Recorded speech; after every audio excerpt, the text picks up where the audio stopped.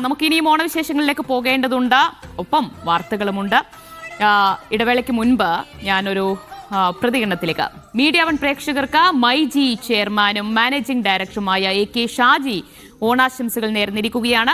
സന്തോഷവും സമാധാനവും ഐശ്വര്യവും നിറയ്ക്കുന്നതാകട്ടെ ഓണാഘോഷം എന്നാണ് അദ്ദേഹത്തിന്റെ ആശംസ.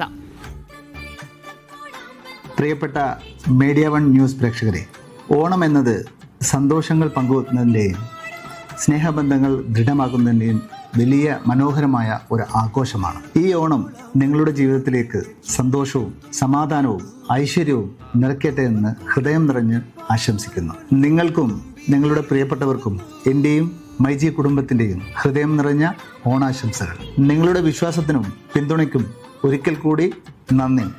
ഹാപ്പി ഓണം.